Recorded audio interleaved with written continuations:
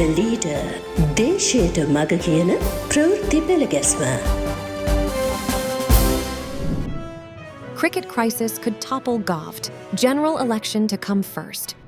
Just like we predicted, Sri Lanka cricket has now become a national issue. The sports minister, president, and even parliament are involved. If it goes on like this, no prediction can say where it will end up.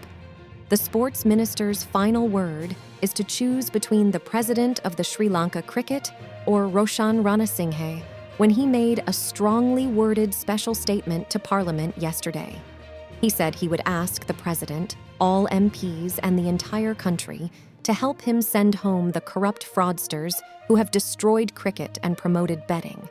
For sure, Roshan is the most popular political character these days.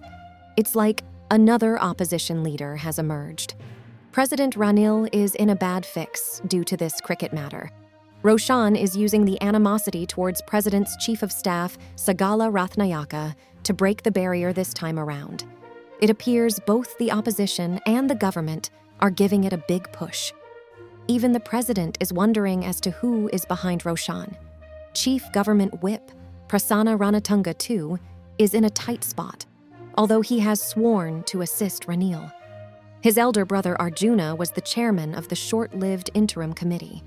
Prasanna agrees that Shami's cricket board should be dissolved. Several other ministers loyal to Ranil are with Roshan in this matter. The interim committee also had the justice minister's son, Rakitha, as a member.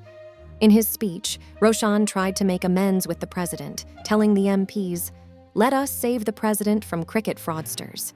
He said he saw someone trying to ruin the president and that corrupt cricket fraudsters should not be allowed to get close to the president. He also asked the president to look into various things happening within his staff. Roshan further claimed this pack of thieves is so powerful as to threaten a minister. When the president was watching the IPL final, Shami Silva's bodyguard from the underworld was standing behind him, he said. An attempt was made by persons hired by cricket chiefs to put drugs into his traveling bag when he was traveling to Dubai for a rugby council meeting, Roshan also charged. His entire speech was an attempt to spare the president and focus his attack on the president of the Sri Lanka Cricket Board. His tactic appeared to have been taken positively by the president's side. Within hours of his speech, UNP Deputy Leader Ruwan Wijewardena's Lankadipa website planted a news saying, "A minister plotting to divide the president sports minister." It said, quoting political sources, that a powerful minister was taking the lead to create divisions between the president and the sports minister.